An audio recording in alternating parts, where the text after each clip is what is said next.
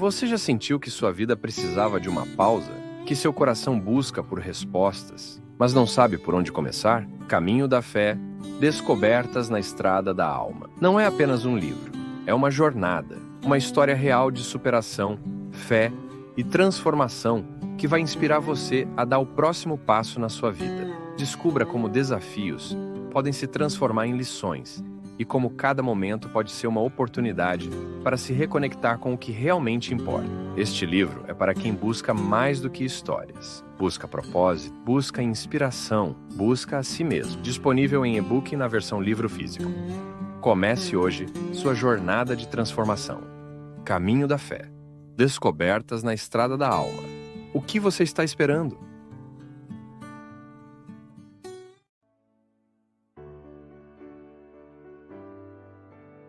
Eu, pessoalmente, já vivi muitos momentos em que eu achei que não suportaria.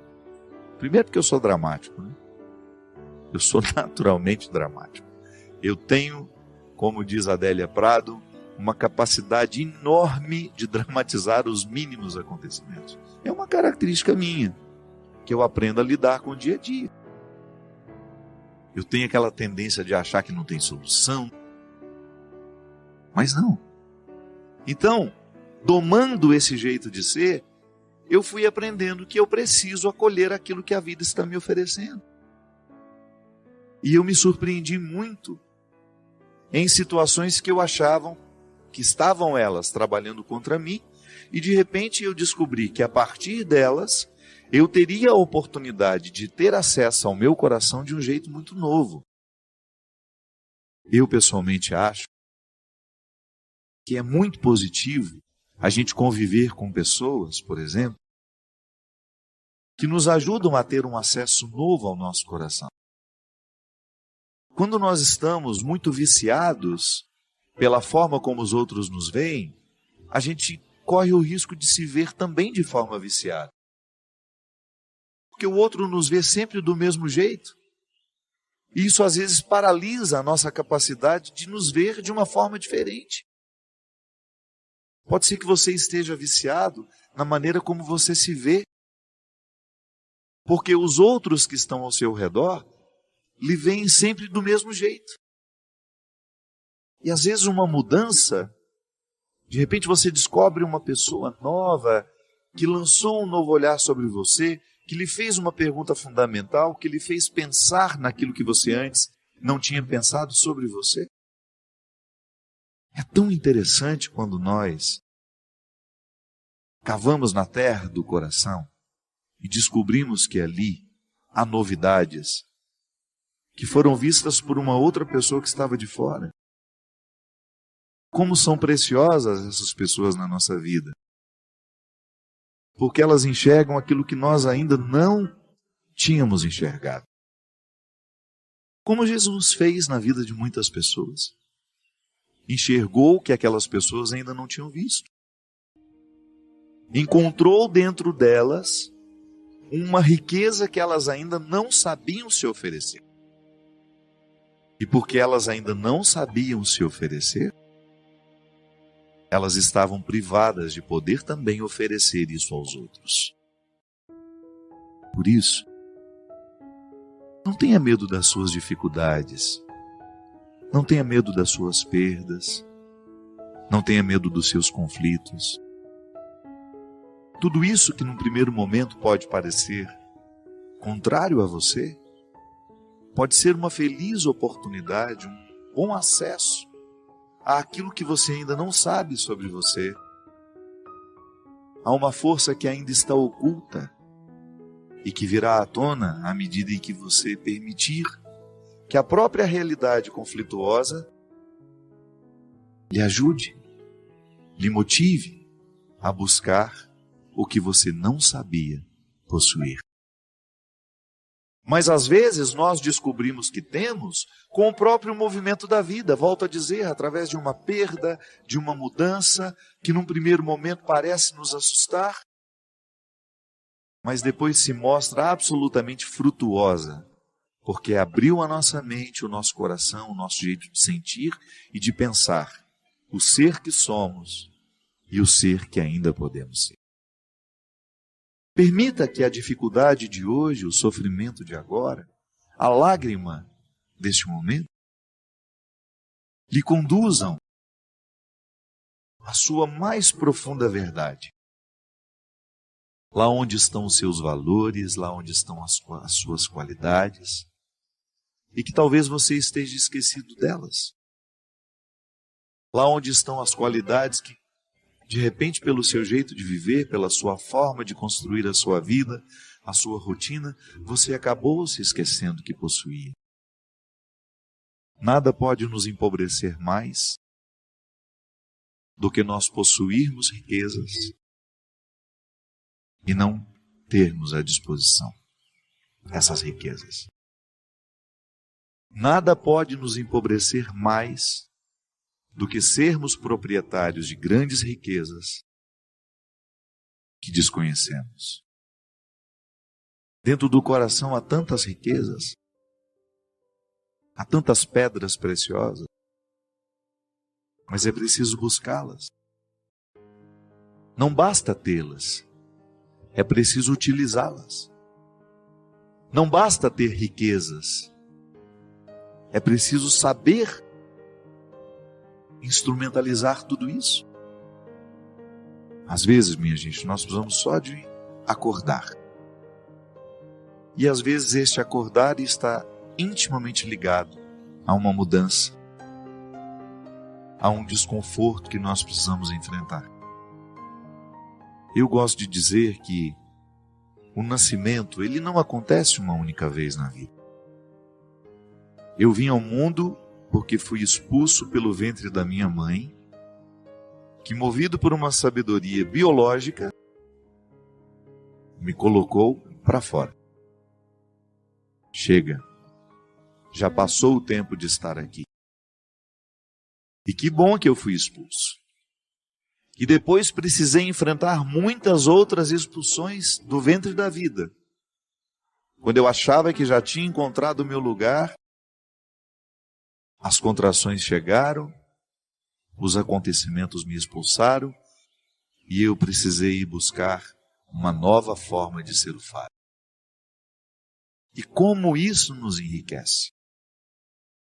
Quando você percebe que a vida está expulsando você daquela realidade, daquela situação, antes de lamentar, pense na possibilidade de que essas contrações, essa expulsão, lhe proporcionará uma nova forma de ser você. E isso é absolutamente maravilhoso. Ter a oportunidade de ser você de um jeito novo. Isso é como nascer. Isso é como renascer. Você precisa ter primeiramente a consciência de que a sua primeira responsabilidade não é o outro, é você mesmo. Porque você só pode cuidar do outro depois de ter cuidado de si. Um relacionamento que começa no outro não dá, isso é doente. Padre, mas isso é um egoísmo, não é não? Isso é o passo certo do relacionamento. Eu só posso dar um passo na direção do outro depois de ter conquistado os meus territórios. A verdadeira caridade só existe quando eu sou livre para amar, quando eu sou livre para doar. Eu não estou agindo por uma necessidade. Porque às vezes até a nossa caridade não é por amor, não, é porque a gente quer aparecer. Às vezes a nossa caridade está em torno do nosso espírito pavão. Eu preciso que o outro me veja, eu preciso que o outro me note, então eu faço caridade, eu faço isso, faço aquilo, mas aquilo é tudo vazio dentro de mim, não me preenche, não me faz feliz. Meu Deus do céu! A caridade que eu faço precisa estar em consonância com aquilo que eu sei sobre mim. É essa minha liberdade interior me motivando a conquistar cada vez mais os territórios que são meus, conhecendo os meus defeitos, as minhas possibilidades, para que depois eu dê um passo na direção do outro e faça o mesmo na vida dele. Ao invés de ser um sequestrador, eu quero ser um libertador. Eu não quero estabelecer relacionamentos de amizade em que eu faço um papel de sequestrado ou de sequestrador. Só tem sentido a gente estabelecer relacionamentos se for para a gente ajudar o outro a fazer a conquista dessa liberdade interior. É aquilo que a gente fala, né? A gente precisa de ter amigos que nos façam amigos de Jesus. Aprendi com a minha amiga Marina Patrus, lá em Belo Horizonte. Uma frase simples. É verdade, eu preciso ter vínculos com pessoas que vão me motivar a viver essa liberdade interior. Se quiser me perder, é começar a colocar uma amarrinha aqui no meu pé. Saio fora, vou longe, vou embora. Sabe por quê? Eu levei muito tempo para compreender o processo da liberdade. Você acha que eu vou dar passos para trás na direção contrária da liberdade que Deus quer para mim? Não posso, eu não posso permitir isso. Sabe por quê? Eu estou pecando contra a minha conversão. Qual é a minha conversão? Qual é o processo que Deus quer realizar em mim? É me fazer ser livre. Se eu aceito viver um relacionamento que me aprisiona, que me poda das minhas possibilidades, que me priva de chegar ao que Deus quer de mim, esse relacionamento é diabólico. Ainda que ele pareça santinho, ainda que ele pareça bonitinho. Mãe pode fazer isso com a gente. Você quer um amor mais sagrado que de mãe? E mãe, se não cuida, sequestra assim a subjetividade do filho. Quando ela impõe a ele que ela quer que ele faça isso, que ele faça aquilo. Quando ela não é capaz de compreender o outro como alguém totalmente outro. O meu filho não é uma extensão dos meus desejos. Isso é muito cruel. Eu fazer o meu filho a extensão dos meus desejos. Então eu não fui pianista, o meu filho vai ser. Mesmo que ele não tenha vocação para isso, o pobre do menino vai ficar lá dia e noite em cima de um piano, aprendendo um instrumento que ele não gosta, porque a mãe quer que ele aprenda. Não. O amor é, antes de tudo, a investigação das possibilidades que o outro tem. Aí eu entro ali para promover. Se eu posso entrar na sua vida para lhe ajudar a alcançar a sua melhor parte, eu sou bem-vindo. Agora, se eu entrar na sua vida para lhe privar de chegar na sua melhor parte, eu não faço nenhuma diferença. Eu posso perfeitamente ficar de fora. Se for para estabelecer um vínculo de amizade, de namoro, de casamento, que seja com alguém que esteja interessado com a sua libertação. Porque senão, cuidado, esse amor pode ser um cativeiro. Olha, eu vou te falar uma coisa. Se você não leu esse livro, por gentileza, permita-se. Algumas pessoas acham que o livro é um pouquinho complicado nas primeiras páginas. Não é não. Muitas vezes a gente precisa vencer a preguiça. Se você tiver a oportunidade de ler esse livro, leia. Porque é impressionante como a leitura desse livro desperta em nós a consciência de que nós vivemos amarras. Volto a dizer. Às vezes nós não estamos percebendo que estamos amarrados. É porque a gente acostumou com o cativeiro. No sequestro é assim. Chega um momento, depois de muito tempo de sequestro, a gente começa até a ficar amigo do sequestrador. O sequestro do corpo é assim. Você já observou? Já ouviu o testemunho de quem foi sequestrado? Depois de um tempo de sequestro, fica amigo do sequestrador, por uma questão de sobrevivência. Às vezes nós estamos assim dentro de casa, marido, mulher, mãe e filho, amigos. Um bando de gente sequestrada que é incapaz de provocar, de dar um grito de alforria e falar: olha, chega, eu não quero viver essa escravidão. Se for para permanecer ao meu lado, se é para estar aqui ao meu lado, que seja para me ajudar a fazer o que Deus quer fazer em mim. Por favor, não venha ser um empecilho para a ação de Deus na minha vida. Isso, minha gente, é uma palavra que pode parecer dura e é necessária nos nossos dias. Precisamos ter coragem de delimitar o território e falar: olha, aqui, se quiser entrar, tira as sandálias dos pés, que meu coração é um solo sagrado. Que Deus lhe ajude nesse processo, porque ser livre dá trabalho, viu?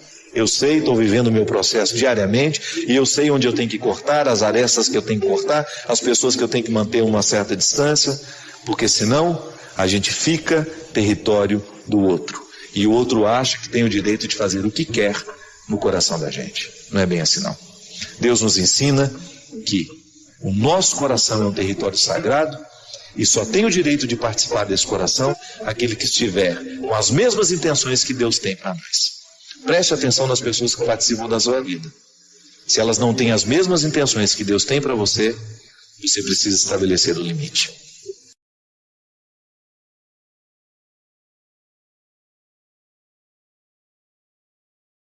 E é interessante porque isso, dentro de nós, na nossa experiência de autoconhecimento, é fundamental para a qualidade da vida. Uma pessoa é mais feliz, mais realizada. Eu não gosto muito do conceito de felicidade. Ele muitas vezes está associado a uma visão fútil, pobre. Pessoa feliz é aquela que não tem problemas, é aquela que tem uma vida maravilhosa. E a gente vê essa vida maravilhosa a partir do Instagram, das redes sociais, por aquilo que ela posta. Não, esqueça isso. Compreenda a felicidade como uma satisfação particular, íntima, que lhe dá o direito de deitar a cabeça no seu travesseiro toda noite e dormir sabendo que você foi quem você poderia ter sido. Até mesmo porque para você identificar o que você está vendo de fora, você precisa, num primeiro momento, enxergar a sua forma de ver o mundo. O mundo tem um filtro que eu coloco nos meus olhos. Então, toda vez que eu quiser interpretar uma grande realidade que está fora de mim, inevitavelmente eu sou jogado para dentro da minha história. É a oportunidade que eu vou ter de entrar nos quartos escuros dessa casa que eu sou. Eu gosto muito dessa metáfora. Eu sou uma casa. E há cômodos da minha história que o adulto nunca mais entrou. Perdoar é uma experiência de voltar para dentro de si e investigar-se. E também na psicologia, com a psicologia nós aprendemos que o inconsciente, este lugar que seria o HD das nossas memórias emocionais, ele não é conhecido por nós, não é facilmente acessível.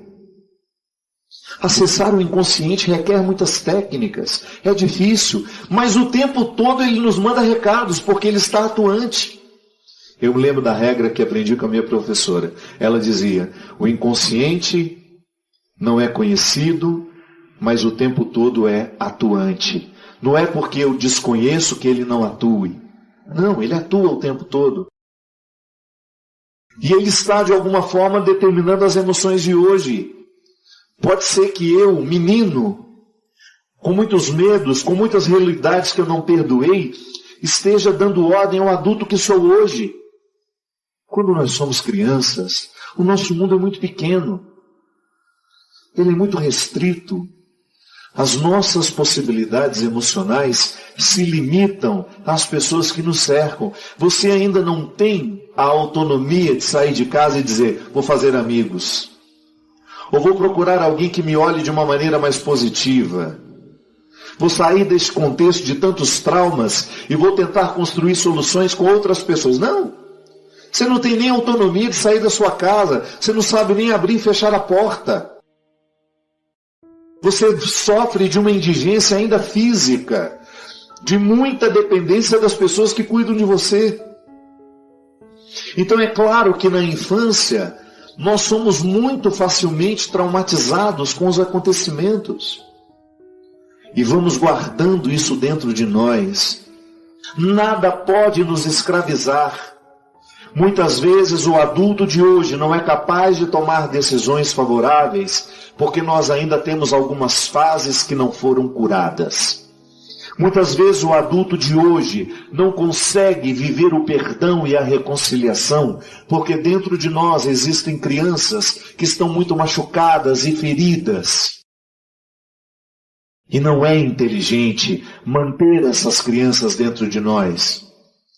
A criança que precisa ficar é aquela que lhe provoca sorrisos quando você se recorda de um fato da sua infância. A criança que precisa continuar viva dentro de nós é aquela que nos mantém esperançosos, com ar sempre de novidade nos olhos. É aquela criança que não conhece, que não tem muita facilidade de se envolver com aquilo que de fato não interessa. A criança tem um estado de pureza, ela só presta atenção no que de fato importa. Conflito é uma coisa de adultos. Dificilmente você vê uma criança conflituada. Ela sabe o que ela quer. E é claro que nós não podemos dar tudo o que ela quer, mas ela sabe. Mas quando a gente é criança, nós não temos esses filtros. É por isso que é tão perigoso educar uma criança, ou ter crianças perto de nós, nos observando viver. Às vezes nós dizemos coisas horríveis, sem perceber que estamos ferindo, e aí traumatizamos muitas vezes as pessoas. Um dia, porque não tínhamos ainda esses filtros da maturidade, provocaram muitas feridas emocionais dentro de nós, nos chamando de burros, incompetentes.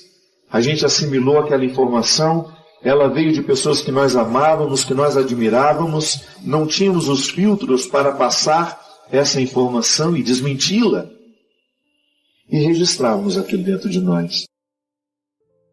Aí o tempo passou, aquela criança que era indefesa, incapaz de criar um recurso de retórica, não foi capaz de desmentir quem a traumatizou naquele momento.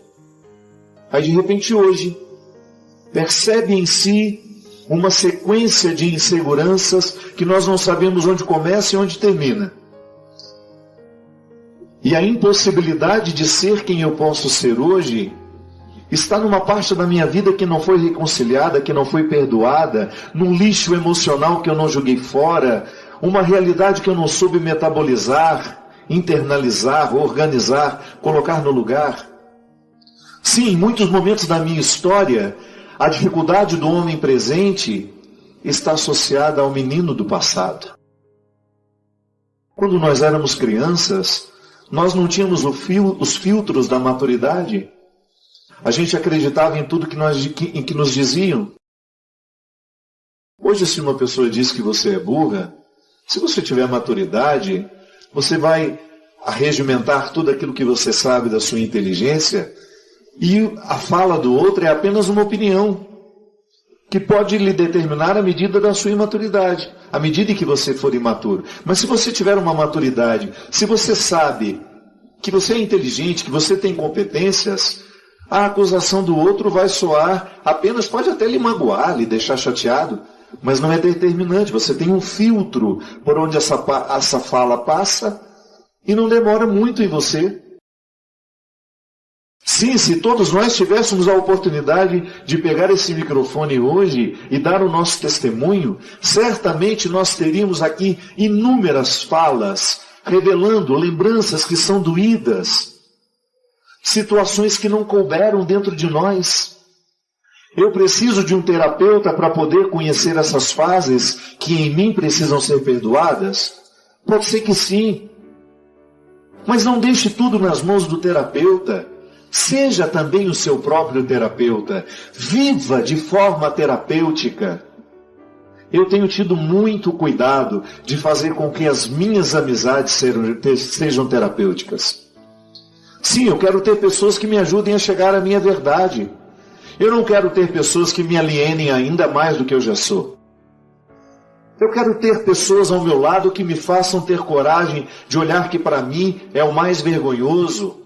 Eu tenho que ter pessoas que me ajudam a me reconciliar com os meus fracassos, a ter uma lida mais saudável com essas idades da vida que tantas vezes me impedem de viver o perdão, de viver a reconciliação e de achar a nova versão que eu posso ter de mim. A experiência do perdão, ela é muito difícil por isso. Só é possível perdoar quando há a autoridade do conhecimento. Simplifique isso. Você tem uma mágoa contra uma pessoa. Às vezes aquela mágoa foi causada por um momento difícil que você viveu com aquela pessoa. E você estava tão refém de si mesmo que você foi incapaz de perceber que aquela pessoa não teve a intenção ou se ela aparentemente estava mal intencionada, não era inteligente da sua parte guardar aquela ofensa, guardar aquele rancor, porque você estava naquele momento, ao guardar aquela mágoa, escolhendo a pior parte da vida. Que você poderia muito bem dizer, eu não perdoo porque eu tenho motivo para não perdoar. Isso é uma forma irracional de compreender a ofensa. Isso é uma forma de você continuar dando autoridade àquele que lhe ofendeu. Porque enquanto você não perdoa, o que você está fazendo é dando autoridade a quem lhe ofendeu. Continua ferroando, continua machucando. O perdão, ele tem o poder de nos libertar disso. Não significa que você vai retomar a amizade com aquela pessoa. Não significa que você vai abrir um novo espaço na sua vida para ela. Não. Existem situações que mostram exatamente as pessoas que devem estar com você e as que não devem estar com você. Mas o fato é que até quem não deve estar com você, você precisa ter autoridade sobre esse fato. E a melhor forma de ter autoridade sobre o fato é perdoando, é dizendo, olha, não precisamos continuar juntos, mas aqui não há mágoa. Se eu me encontrar com você, vou lhe tratar muito bem, não quererei o seu mal, farei de tudo para que você não entre na lista daquelas pessoas que eu tenho o péssimo hábito de maldizer. Te colocarei dentro de mim de um modo a me ensinar. Olha, aquela pessoa foi tão cruel comigo, mas eu aprendi com ela. Isso é perdoar. É porque às vezes nós não temos muito conhecimento disso e às vezes precisamos pagar terapeutas para a gente aprender essas regras. Aquilo que você está vendo de mim hoje é apenas um ser obedecendo a um outro ou a muitos outros que eu já fui e que não estão resolvidos dentro de mim.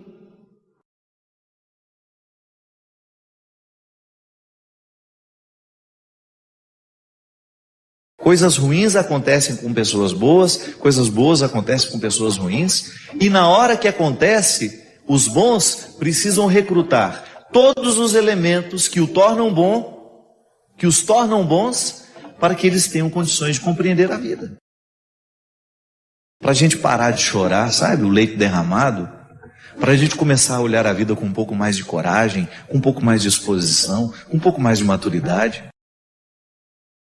Até quando alguém morre na nossa vida, se a gente não se liberta para compreender a perda, a gente não organiza o luto nunca. A gente vai ficar amarrado aos nossos cadáveres 10, 20, 30 anos. Inclusive a gente até vive alguns aprendizados que só a perda de alguém muito essencial na nossa vida nos ensina. Uma delas é aquilo que o poeta Mia Couto, o escritor moçambicano, fala de maneira tão interessante.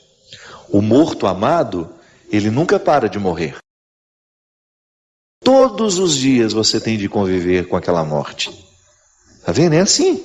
Eu preciso entender que para eu chegar ao contexto dessa libertação, de ser capaz de organizar esse luto, eu terei que matar os meus fantasmas diariamente, eu terei que administrar a notícia novamente. Morreu, não existe mais. E buscar os recursos que a vida pode me oferecer para que eu tenha condições de chegar a essa superação. Deus nos amadurece para que a gente tenha condições de compreender esse refrão. Que o verso tem reverso, que o direito tem um avesso, que o de graça tem seu preço, que a vida tem contrários. Mas mesmo nesses contrários, a gente pode ser muito, muito, muito harmonioso. E que a grandeza de uma alma depende justamente da capacidade que essa alma tem de reconciliar os contrários dentro de si. Então a liberdade interior me ajuda a fazer isso. Me ajuda a dar a Deus, me ajuda a perder. Quantas coisas eu já perdi na minha vida? Quantas pessoas eu já perdi na minha vida? Tem gente que tem ciúme do carro e fica bravíssimo, perde todo o equilíbrio quando fica sabendo que alguém usou o carro dele. Ou quando teve um risquinho ali, ele perde a paz, ele não dorme. Nós nos apegamos a situações, nós nos apegamos a pessoas, nós nos apegamos a status, nós nos apegamos até à imagem que temos. Tem gente que não aceita o processo do envelhecimento porque tem um apego à imagem que tinha na juventude. Falta de liberdade interior nos faz ficar cada vez mais apegados. O que é o ciúme? É um apego desordenado a uma pessoa, a uma situação, a um objeto. Esse feliz para sempre, ele existe desde que você compreenda esse feliz para sempre como uma luta diária para que o contentamento de estar um com o outro nasça da luta, do empenho de fazer essa relação dar certo. Nós não temos o direito de pegar os contos de fadas e trazê-los para a nossa vida como se nós tivéssemos a obrigação de desempenhar os mesmos papéis daqueles que estão escritos na literatura. Não. A palavra de São Paulo em Gálatas nos fala de maneira brilhante, de maneira primorosa. É para sermos verdadeiramente livres que Cristo nos libertou. Permanecei, pois, firmes e não vos deixeis sujeitar de novo ao jugo da escravidão. Olha como o processo não termina no momento em que nós ficamos livres. Eu, ao ser libertado, ao dar um passo na direção da minha liberdade interior, eu preciso zelar para que as situações não venham me oprimir novamente. Porque todas as estruturas que nos escravizam continuam. Eu me lembro quando a minha irmã morreu, meu Deus do céu. Eu pensei que eu nunca mais seria capaz de me alegrar com alguma coisa. Tamanha era a profundidade daquela dor. Eu vendo a minha mãe sepultar a minha irmã, eu fiquei pensando, eu acho que a minha mãe nunca mais será capaz de sorrir, de se alegrar por alguma situação. Mas ela, envolvida pela graça de Deus, foi aos poucos se restabelecendo. E você que conhece a dona Ana sabe como essa mulher não se economiza nas alegrias, né? Sem objetivos um ser humano não vai longe. Mas o objetivo é sempre um fator que está ligado a um ideal. Eu quero isso para mim. Mas o que eu reconheço hoje ainda não me dá condições de viver a realização desse objetivo. Então aí você vai se colocar, se equalizar no tempo do empenho. Mas que as suas metas, elas não desconsiderem o seu processo atual. Eu não posso ter uma meta que desconsidere o que eu sou. Eu preciso amarrar as minhas metas à minha realidade. E na realidade eu sempre posso interferir. Mas eu acho que é o tempo é maravilhoso, e ele é pai da verdade em tudo, mostra tudo, nada disfarçado dura, né? O tempo mostra os nossos excessos, né? Ele desmente as nossas mentiras, ele é danado. Você que nos acompanha em casa talvez esteja se identificando um pouco com essa conversa, porque também você, nas instâncias da sua vida, se sente também muitas vezes prisioneiro dos seus sentimentos mesquinhos, daquilo que há de mais primitivo em você. Essa oportunidade que a gente tem aqui de lembrar, de recordar que o cristianismo é o convite diário de nós acessarmos essas dimensões primitivas. E é por isso, minha gente, que eu gosto de frisar sempre que o contexto da religião tem de ser o contexto do amadurecimento humano. Nós não podemos dobrar os nossos joelhos no chão para rezar a Deus, esquecendo as nossas causas. Nós não temos o direito de viver uma mística que nos aliene, que nos impeça ou que nos prive de pensar as questões humanas. Nós não temos o direito de viver um relacionamento com Deus que não nos coloque na obrigação diária de olhar para aquilo que nós estamos vivendo, para aquilo que nós estamos escolhendo, para aquilo que nós estamos pensando. E dar uma limpada nesses excessos, né? A força do Evangelho, a libertação que ele provoca em nós, é justamente para que a gente tenha condições de superar as nossas mazelas, ir ao encontro dos que precisam de nós, estabelecer com eles comunhão, ainda que eles continuem diferentes de nós. Cada um assume a regra que escolheu para viver. E eu fico percebendo, Ziza, que às vezes nós ainda estamos tão distantes da proposta cristã, dessa fraternidade, justamente porque não somos livres. Você falou tudo. Verdadeira, né? Às vezes a gente experimenta sentimentos tão mesquinhos diante do sucesso do outro, diante da beleza que o outro provoca, diante da arte que o outro... Dói, né? Que coisa estranha isso, né? É imaturidade, na verdade. Na verdade, acho que essa falta... Não adianta, para a gente se alegrar com o outro, a gente precisa estar livre e feliz com o que a gente está vivendo. Senão você fica invejando o jardim do vizinho, né? Inevitável. Inevitável. E se alegrar com o outro é bom, só porque é leve. Só acontece se for verdadeiro. E a gente dá na cara, né? Vê na cara. Mas se de vez em quando alguém não nos retira desse senso comum e nos apresenta uma maneira nova de interpretar a realidade, a gente corre o risco de ficar acorrentado nas mesquinharias, né, do senso comum. Pensar diferente, pensar alto. Não era a proposta de Jesus? Ele não mudava a cabeça de quem ele encontrava para melhor, né? Ele fazia com que aquelas pessoas saíssem de um contexto antigo de interpretação de si mesmo, do outro, do amigo, da política, da religião, e fazia com que aquela pessoa avançasse aqui pela cabeça. O coração só muda depois que a cabeça pensou diferente. E é tão importante, minha gente, você sentir que você não está estagnado. Nós vivemos num tempo de tantas escravidões, as escravidões do preconceito. Meu Deus do céu, às vezes nós assistimos a um debate político e as pessoas se atacam de maneira, meu Pai de misericórdia, e você fica pensando, você vê o desrespeito de um ser humano pelo outro, você vê o tempo todo, você assiste a um noticiário e você fica percebendo a crueldade sendo cada vez mais presente entre nós. Por quê? Porque falta uma mentalidade que nos liberte. Falta uma mentalidade que nos dê condições de olhar para o outro com um pouco mais de amor, de olhar para o outro que vive a sexualidade diferente de nós, que fez opções diferentes de nós, e a gente ser capaz de ter um respeito por aquela pessoa, de não tratá-la com descrédito, como se ela fosse um ser humano de segunda grandeza.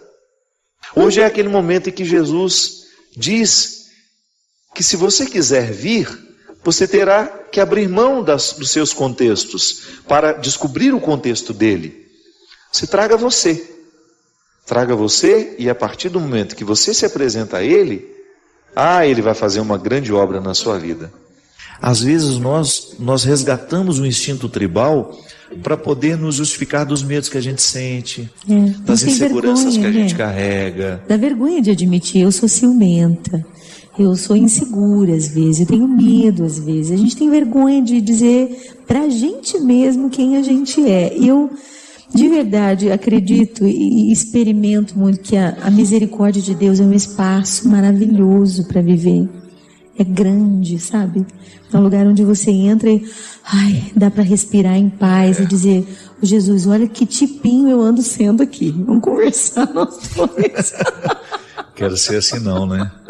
Ser livre é um projeto que nunca termina, né? Nós nunca estamos totalmente libertos. A antropologia cristã, ela nos ensina que a nossa liberdade interior precisa ser libertada diariamente. Porque é um dom. É um dom que me pede uma tarefa. Não recebo de mão beijada, né? Como se diz comumente quando as coisas são muito fáceis. Deus nos deu a liberdade como um dom. Eu trago dentro de mim, você traz em você, todos nós recebemos. Agora, ser livre é outra coisa. É como você ter uma planta que precisa crescer mediante o cuidado que a gente tem com ela. Quando você rega, quando você aduba, para que todo aquele potencial que há na semente se desenvolva e aquela semente possa tornar-se a árvore que potencialmente existe ali dentro. A mesma coisa é a liberdade. Poder dizer, hoje livre sou, é você assumir que você está num processo de libertação da própria liberdade.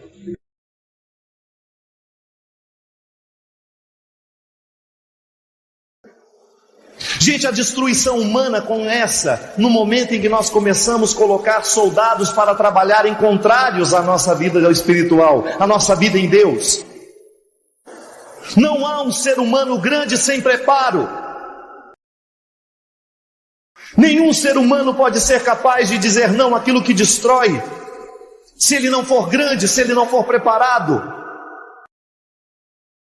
Chega dessa ilusão de que nós poderemos chegar a algum lugar sem sacrifício, sem luta. É preparo, é dia a dia. Eu tenho experimentado, minha gente, volto a dizer para vocês, eu tenho enfrentado o tempo todo os bastidores da humanidade. Eu vejo os bastidores. E o grande malefício que nós encontramos, o mundo a nos fragilizar, para que a gente se enfraqueça, para que a gente não possa, para que a gente não permaneça de pé. É lamentável. Você sofre o tempo todo, bate na porta da sua casa o tempo todo, as forças que lhe enfraquecem, as forças que retiram a sua vitalidade, e elas são sedutoras, elas são muito sedutoras. É impressionante como nos dias de hoje o processo cultural e social enfraquece o ser humano, fragiliza ainda mais este ser humano, porque quer reduzi-lo a uma espécie de não posso, não sei decidir. Para estar em Deus é preciso viver o exercício da vontade. Fortalecer a nossa vontade é o específico da graça o tempo todo. A graça de Deus fortalece a nossa vontade para que a gente seja capaz de dizer não ou de dizer sim. E aí entra justamente o diabólico do mundo, minando as nossas forças, impedindo-nos de dizer o sim na hora que a gente tem que dizer sim, o não na hora que a gente tem que dizer não. Na experiência que nós tivemos do navio, uma mulher me comoveu muito ali, com cara de mãe, colo de mãe. E na hora que eu cumprimentava as pessoas, ela me abraçou e disse assim: Padre,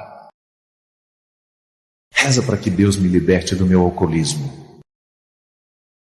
Levei um choque, minha gente. Como eu dizia para vocês, ela tinha cara de mãe.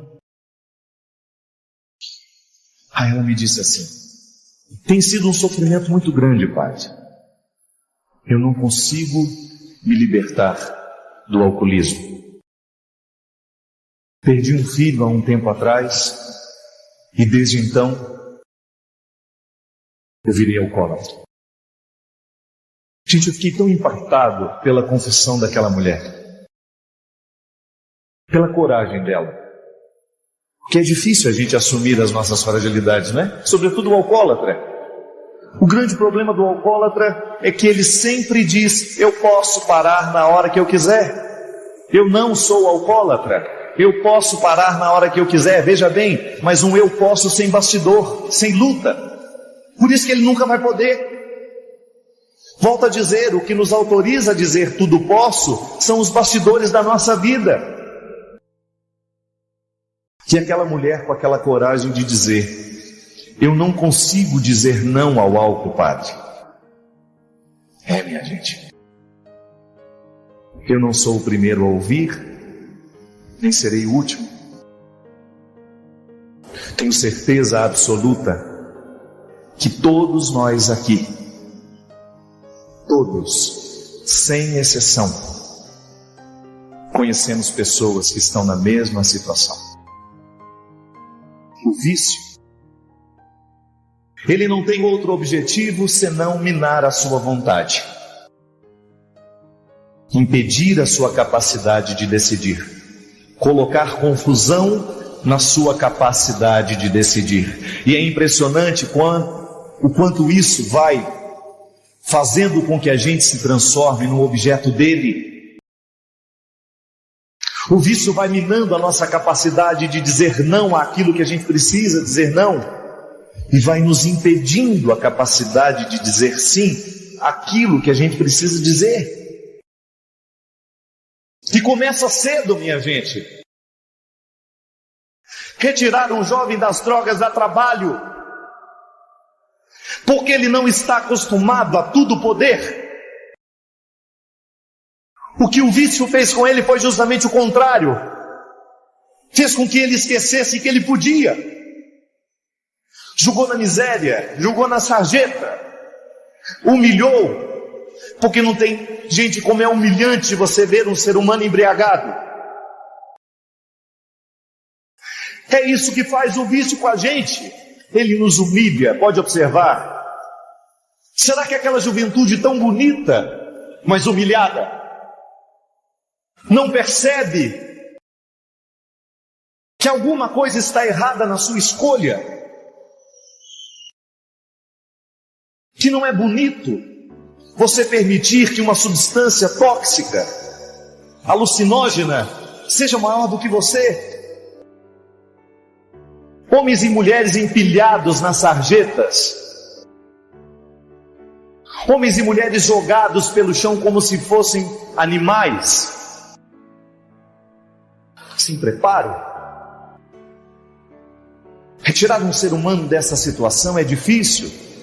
A comunidade Betânia está lá o tempo todo lutando, e tantas outras comunidades por esse Brasil afora que lutam para recuperar jovens que os infelizes dos traficantes não amam. Os infelizes só enxergam o dinheiro que eles vão retirar, só enxergam a riqueza que eles vão possuir com a droga que vão vender. Ele não está nem aí com o trabalho que você teve para que o seu filho crescesse, para que o seu filho fosse um homem de bem, para que a sua filha crescesse, para que a sua filha fosse uma mulher de família, para que a sua filha pudesse ter o direito de crescer, de ter filhos, de ser feliz, de ser uma mulher preparada. O traficante não está nem um pouquinho interessado nisso. O traficante não está nem um pouquinho interessado que o seu filho seja capaz de dizer não. Aqui, no meu coração, eu não aceito que a morte entre. Que preparo. Em algum momento da vida nós estamos errando. Nós estamos nos esquecendo que é preciso a gente se preparar para ser pai, que é preciso a gente se preparar para ser mãe, que é preciso a gente se preparar para construir uma família. É como oferecer amor àquele que não sabe obedecer. Não adianta nada você oferecer a regra a quem precisa obedecer se você não oferece amor. E toda vez que você oferece amor a um ser humano, o amor puro, o amor desinteressado, você está oferecendo Deus. Não existe fórmula mágica para levar Deus ao coração dos homens. É levar amor, é levar misericórdia, a capacidade de olhar para Ele na sarjeta e amá-lo mesmo assim. Sentir o desejo, o coração em movimentos que faz com que eu tenha a coragem de me aproximar daquele que sofre e amá-lo, e querer que ele se liberte, que ele saia daquela condição de escravo. Ninguém pode ser se não passa pelo processo do ser. O vício vai embora no dia em que a gente quer de verdade, mas queira mesmo, queira de verdade, queira com todos os sacrifícios que você terá que viver para essa libertação acontecer. Você decide por você, você decide pela sua casa, você decide pela sua família, e você está desejoso de viver na sua carne. Tudo posso naquele que me fortalece. Isso não pode ser uma conversa fiada. Quando nós temos uma sociedade despreparada, os resultados serão catastróficos mesmo. E o que falta para nós? O que falta para essa sociedade, para essa cultura que nos empresta a morte o tempo todo, que nos oferece a morte o tempo todo? Capacidade de dizer não e de dizer sim. O que vai fazer a diferença é o quanto a gente consegue lutar a favor ou lutar contra aquilo que nos salva. Deus não tem outro desejo para a criatura humana senão salvar-nos. Deus não tem outro desejo para a humanidade senão oferecer-lhe a salvação. Deus não tem outro desejo para a humanidade senão fortalecê-la, para que ela seja capaz de encher o peito e dizer: tudo posso naquele que me fortalece. Se o vício nos escraviza, então nós precisamos apresentar alguma proposta que nos liberte. E eu tenho certeza que muitos de nós já experimentamos na nossa carne o poder libertador de Jesus. Quando você descobriu que Jesus lhe ensina coisas boas, que não tem nada nessa vida que possa ser mais precioso do que você saber que Ele te olha com um olhar de predileção, que Ele te ama, que Ele lhe quer bem. Deus ama você, meu irmão. Para recuperar homens e mulheres, Deus é a fórmula principal.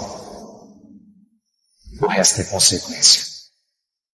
Padre Fábio, a sua bênção. Meu nome é Wanda, tenho 51 anos, sou católica e até hoje não me sinto realizada, nem mesmo profissionalmente. Gostaria de saber se o que sofremos hoje pode ter influência dos nossos antepassados. Resumindo a pergunta, né? O fracasso pode ter influência dos antepassados? Minha filha, toda influência ela é sempre permitida. Claro que existem coisas que nos condicionam, né? À medida em que a gente vai sendo educado, a gente vai recebendo as marcas do pai, da mãe, das pessoas que tiveram mais influência sobre nós. Isto é antepassado, né? Que não é só familiar, mas é também a estrutura em que você foi criado. Isso pode nos influenciar? Claro que pode. Nenhum ser humano é por acaso. Nós somos frutos dessa construção aos poucos, né? Nós somos frutos como se fosse um quebra-cabeça que vai sendo montado. Agora, como é que nós podemos corrigir dentro de nós essas influências? Eu particularmente já encontrei muitas pessoas que não conseguem ficar amigas da própria história que teve. São pessoas que se negam o tempo todo.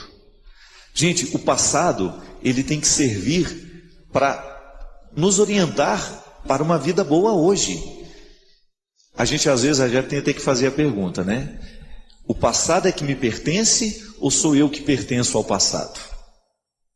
Quem é que administra quem? Sou eu que estou administrando o passado ou é o passado que está me administrando? O grande problema da influência dos antepassados, e sobretudo das negativas, porque a gente só lembra as negativas, né? Dificilmente você vê uma pessoa celebrando os antepassados com alegria. Pô, foi tão bom aquele tempo, a influência daquele avô, a influência daquela professora.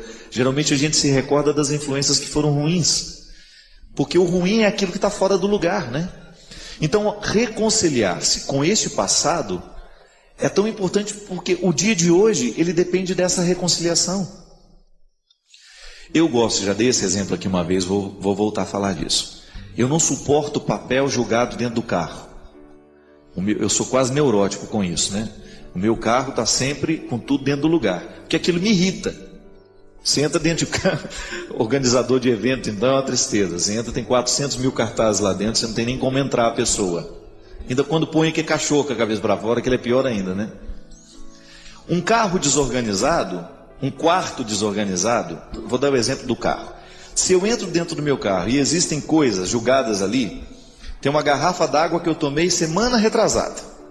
A bichinha está jogada ali no canto, não teve uma boa alma para tirar e jogar fora. Aí tem uns chicletes que você chupou, mastigou 300 vezes, 400 vezes, você gruda ele debaixo. Tem gente que faz isso. Amanhã eu continuo ele.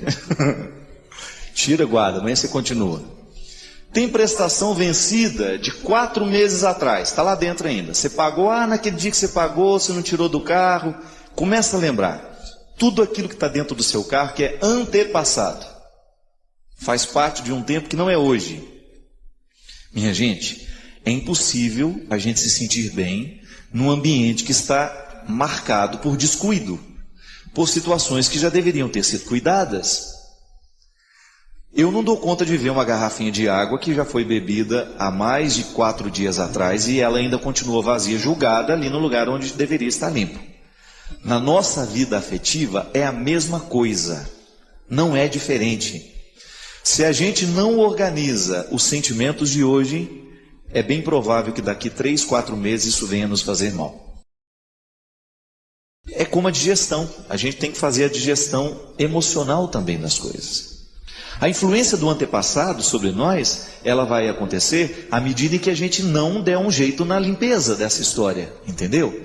Como é que eu poderia, por exemplo, me sentir condicionado por aquilo que o meu pai fez de errado na vida e que repercutiu dentro de mim? Não é meu caso, estou dando exemplo. Digamos que você teve um problema, o seu pai apanhou demais do pai dele e trouxe essa marca para o jeito dele de ser seu pai. Então você viveu essa marca negativa. Olha, minha gente, a pior coisa que tem é quando nós nos acostumamos com os nossos defeitos. Quando a gente já não tem mais disposição de mudar. Aquela pessoa que feriu a vida inteira, que foi grosseira a vida inteira e que não admite a possibilidade de ser dócil. Quando ela vive para machucar todo mundo que está do lado, você conhece gente assim. Ou às vezes você reconhece que você é assim. Ou aquela pessoa invejosa que não é capaz de ver absolutamente nada de positivo no que o outro faz, só fala em primeira pessoa o tempo todo, eu fiz isso, eu fiz aquilo, e não consegue reconhecer valores no outro, só é capaz de abrir a boca para apontar os defeitos. É terrível quando nós descobrimos que nós assumimos uma postura mortal. Porque isso é terrível. Uma coisa é você ter um pecado, você cometer uma atitude pecaminosa. Outra coisa é você se transformar num pecado. E muitas vezes isso acontece. Quando eu me transformo numa pessoa que que tem como combustível o pecado. Eu só ajo a partir do meu pecado. É o meu pecado que me impulsiona. É aquilo que a gente dizia. É quando nós percebemos que Deus já não está tendo mais chance na nossa vida. Quando nós percebemos que nós já perdemos, que já estamos longe do objetivo que Jesus colocou diante dos nossos olhos, que é a vida de santidade. O que é a vida de santidade? Vida de perfeição, mas o que é essa perfeição? É a harmonia interior que todo ser humano precisa ter, para ser leve no dia a dia, para dar conta da vida, para ser capaz de conviver com as pessoas, sem julgar nela todos os espinhos que fazem parte de nós. É igual o porco-espinho, né? O porco-espinho sabe que ele tem espinhos pelo corpo. E cada vez que ele se aproxima, é a primeira coisa que ele solta, é o espinho que tem. Nós muitas vezes agimos assim. E aí nós nos transformamos no pecado que a gente comete. Isso é terrível. É por isso que a gente precisa ter essa simplicidade. De todos os dias a gente voltar a tomar consciência de quem nós somos.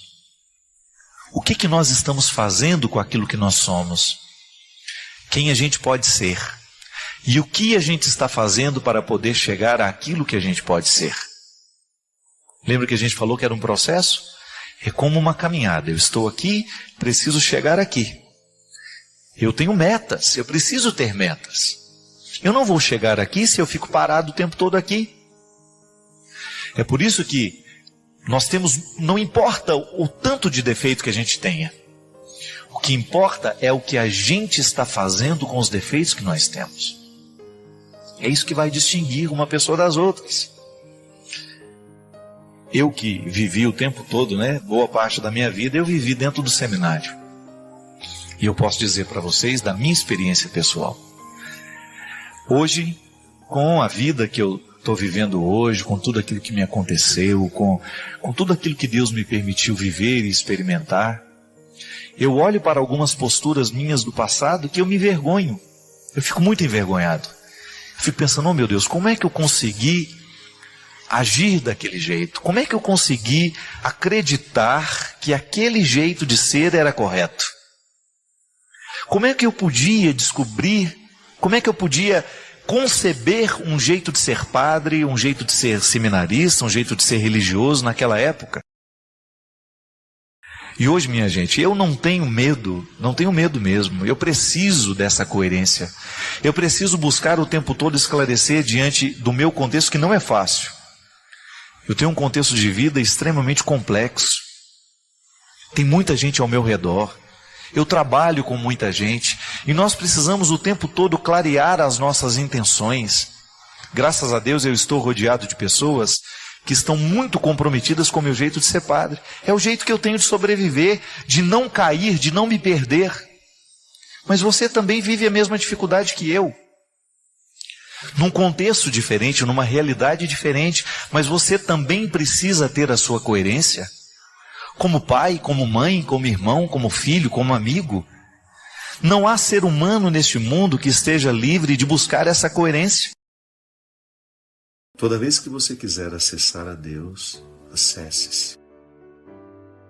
A única pessoa que pode, de fato, colocar um obstáculo entre você e Deus é você. Sendo você um lugar onde Deus habita, da mesma forma como Ele me habita. Ele é tão grande que Ele habita todos os lugares, sem perda, sem estar mais, sem estar menos. Você poderia dizer, Padre Fábio, mas Ele está mais no Senhor do que em mim. Não. Ele está na mesma proporção. Ele está inteiro. Em mim está em você. Por que às vezes Ele não manifesta em mim e se manifesta em você? É porque eu coloco os obstáculos. E talvez você não. Talvez você tenha se conhecido mais do que eu me conheci. Quanto mais você se conhece, mais Deus fica transparente. Porque você fica menos refém dos seus limites. Você fica menos refém dos seus traumas. Quanto mais você se corrige terapeuticamente, mais Deus tem a oportunidade de se manifestar em você e através de você. E às vezes eu não vivo esse processo que você vive, mesmo sendo eu padre. O pastor fala. Não. O líder isso, o líder aquilo. Qualquer liderança religiosa que queira colocar um obstáculo entre você e Deus, não acredite. A única pessoa capaz de realmente colocar um obstáculo entre você e Deus. Eu quero lhe pedir que hoje você tome consciência de que o seu corpo é um lugar onde a bondade habita. Mesmo você tendo sofrido tanto, mesmo você já tendo provocado tanta maldade no mundo, você continua sendo o território da bondade, casa da bondade. Permita que a bondade visite o mundo através do seu corpo. Amanhã, quando você for trabalhar, quando você for encontrar as pessoas, permita que as pessoas encontrem a bondade através de você, em você.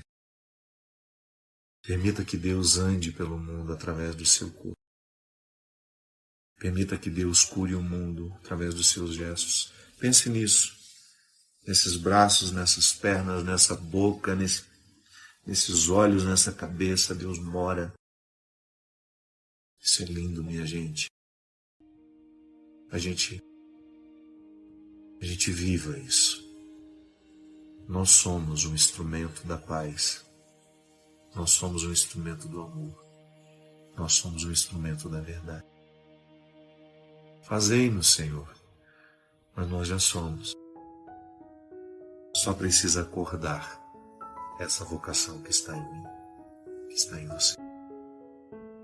E volto a dizer, sempre que você for visitado, visitada pelo pessimismo, de achar que Deus prefere o outro, prefere estar no outro a estar em você, recorde-se desse dia, dessa noite. Deus não escolheu sair de nós. A escolha de Deus é sempre permanecer em nós, para que permanecendo em nós, Ele possa andar pelo mundo com as nossas características. Isso é lindo. Deus tem uma forma muito particular de estar no mundo. através das suas características. Deus visita o mundo através da sua idiosincrasia. Deus visita o mundo a partir do que é próprio seu. Então, há detalhes dele que eu não posso mostrar ao mundo. Só você pode. Não se despreze, lembre sempre disso. Há uma face de Deus que só eu posso mostrar ao mundo. Há uma face de Deus que só você pode revelar. Não perca essa oportunidade. Que o Deus Todo-Poderoso derrame sobre os nossos corações, sobre as nossas vidas, a sua bênção. Ele que é Pai, Filho e Espírito Santo. Obrigado pela companhia, obrigado pelo carinho e até uma próxima oportunidade.